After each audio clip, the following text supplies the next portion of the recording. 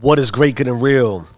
Let's have a dialogue around the change you seek and why it is the easiest, most difficult thing you could possibly ever do. And the concepts we're going to go over are about as simple and plain as possible. And I want to really drive home the conversation around logic, albeit there'll be some science references, possibly even some spiritual. But really fundamentally what it comes down to is the logic of life. And I want to give you 3 concepts we're going to go over. We're going to talk about thinking versus being. The difference is the same. And then be a tree, not grass.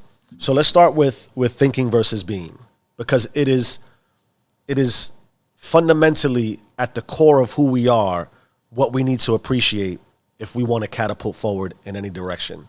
And I want to be clear about this too, that when we think about change, when I research change and when I view any kind of motivational or spiritual or any kind of mentoring program or coaching, everyone is coaching you. I shouldn't say everyone. It appears to me that most folks are coaching you towards a material end goal, right? Folks are selling master classes and they're selling programs on how to achieve specific outcomes around, again, the material view of life, right? What is your dream? And that's relative and it's powerful and it's required. You should want to know who you really want to be in life. For example, to be relatable, I came to this conclusion, and this is why I think it's important. My journey was that I came to this conclusion that I want to help be a communicator in the world, that I want to speak to the world, that I want to let my voice possibly resonate with humanity, because I feel like that's what I was destined to do. And it could be cliche, corny, whatever you think it is, but I didn't start my journey with the idea of I want to go speak and I want to touch millions and I want to receive millions and I want to have the most abundant material lifestyle ever possibly imagined. I don't, for the record, I do think there's value to that. But what I want to share and what I really want to have resonate is that those things should eventually be outlined. There should be a vision to that. But if I can really allow what I said to be repeated, I felt like this was revealed to me. I felt like this became my calling and my destiny as I went through my evolution and journey. This wasn't a forced end result. This was the process of me becoming and then landing into this space. So I didn't focus on, I want to have a podcast. I want to have a YouTube channel. I want to be on stage. Those things came after my evolution and change, which is all fundamentally components of how you feel as a human, how you are emotionally intelligent, how you are able to dominate yourself. Let me explain. Thinking versus being. I came to the conclusion one day that where I'm at, suffice it to say, is no longer good enough for me, right? And my journey started with what I believe was a direct message in my ear from God. And here's what he said to me. Spend more time with your kids and your wife. He didn't say, here are the winning lottery numbers. He didn't say, go down this path so I can dump all the wine and bread that you seek in your life. He didn't say, I expect you to be a prophet. And no. The message was around spending more time with my children and family. Why do I think this is powerful? The science of where folks will drive you and what I think is relevant and prevalent in the field. Growth mindset, fixed mindset. Thinker versus being. The growth mindset, simply stated, allows you to believe and perceive, real or not, the idea that you can grow off everything. That anything that you experience is the possibility of it being just a simple challenge or an obstacle that you need to overcome. Thereby creating the inspiration, motivation, and the desire for you to always want to attain. The fixed mindset says you've essentially not plateaued, because I think everybody has more, but you've reached a baseline. I don't want to say flatline, that sounds terrible.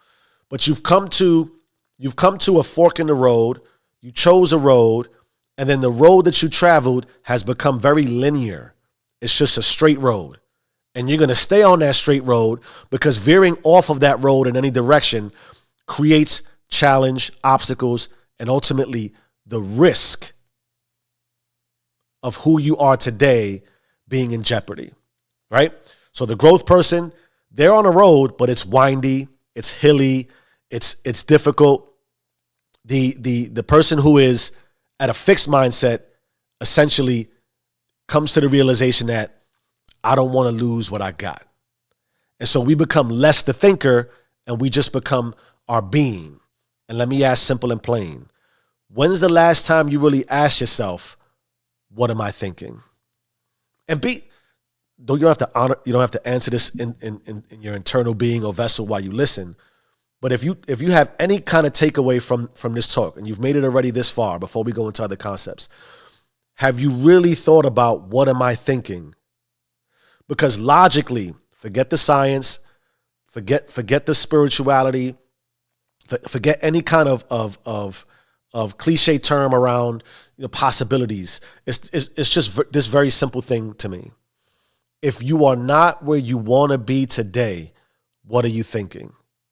Because if you were thinking, why would you allow yourself to come to the rational conclusion that I am where I am, I don't like it, and I'm staying here? It doesn't make logical sense. It doesn't. If you did the math and I asked you what's 1 + 1, you say it's 2. If you said it was 3, you know that doesn't make sense. That's not right. So if you wake up continually, day after day after day after day, and somehow you reach the conclusion that this is not really what you want, but yet you accept it and continue walking that path, what are you thinking? The logic says you are no longer thinking. You are not the thinker. You have become your thoughts, because the science also says we think a plethora of thoughts daily. And at some point, essentially what you did was you tapped out to your thoughts of wherever you stopped thinking, because you did stop thinking at some point, and you started to walk that road, and you decided, I'm not going to deviate, whether consciously or subconsciously, whether willingly or unwillingly. You have submitted to the fixed style of life that is you today. And now, chemically, neurologically, emotionally, any change or deviation from that creates a risk that'll throw you into an absolute panic. Try it. If you've ever changed anything, you start to feel it and you're like, oh, this is hard. I'm not doing it. Mainly because the idea of doing it, again, puts you at risk. And anything that puts you at risk is dangerous, and you don't want danger in your life. That's all it amounts to. Thinker versus being. If you stopped to become the thinker, then you can rationalize growth. If you haven't stopped to become the thinker, you are just your thoughts, and you are in a state of being that is fixed. And the only way out is to begin to change how you are thinking. Consider that. Concepts, not going to touch on that today.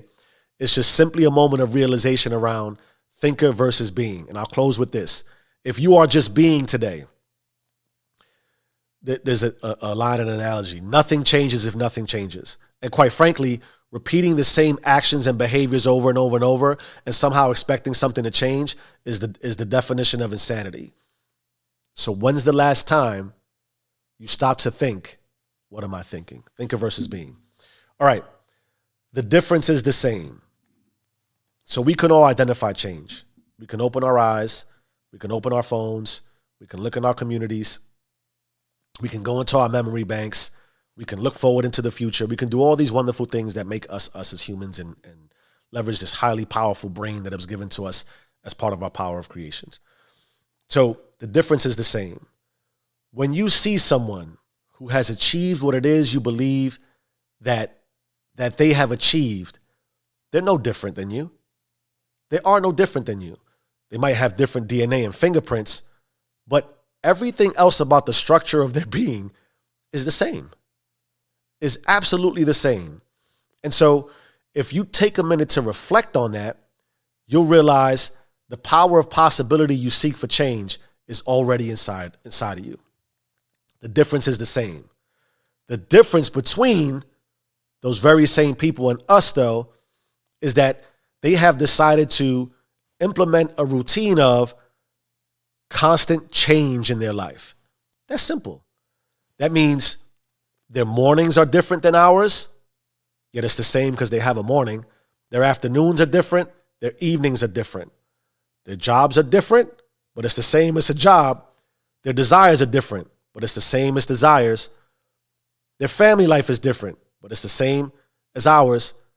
It's just the emphasis around the prioritization of self to maximize each component of their world separates them from all of us. And so you'll hear that the difference between not being the same is a 4 a.m. wake up, maybe even 3 a.m., no later than 5 a.m. It happens to be Saturday. I'm in my wonderful beast mode shirt. I jumped some rope before I got on the mic, right? I'm no different. I'm the same. But the difference in outcome you seek has to be difference in output. It is that simple. I don't even want to go into it any deeper than that. I'll even stop there. You have everything you need inside of you. You just have to be different to become different. All right. Be a tree, not grass. Be a tree, not grass. Limitations. We put limitations on ourselves. We put limitations on ourselves. And the difference between a tree and a grass is that a tree doesn't really have a defined end state. It can just keep growing and growing and growing. Like the Energizer Bunny, it keeps going and going and going. Grass has limitations. And if it actually exceeds a certain height or level, it doesn't look manicured. It doesn't look right.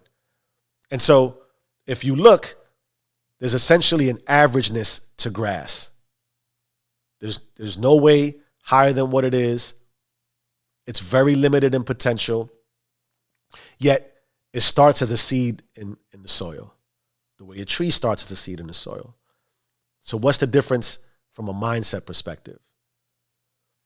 Limiting thoughts produce limiting outcomes. Limiting habits produce limiting results. Limited skills produce limited opportunity. It all goes back to the seed you plant into the soil. What water are you giving it? How much exposure to light are you giving it? And even before then, what is the depth of the darkness in which you planted that seed? And are you limiting your possibilities for growth by limiting your mindset around what you could possibly do? Again, nothing strategic, nothing specific around how to execute. It's more of understanding and coming to the realization that the potentiality you seek is not limited by nature. You have the power to become whoever it is you seek, but you have to change the origins in which your new version is being executed on. Plant the seed. Decide it's a tree. Put no limits on it. And you can really extend as far as you'd like. I felt really inspired today to just deliver this very simple message. I hope it makes sense to you. Thinking versus being, the difference is the same. Be trees, not grass. Consider that everything you seek is absolutely possible. The life you believe in requires you to just believe, and it's going to hurt, but it hurts anyway. The difference is the same. I am who I say I am. Stay rich.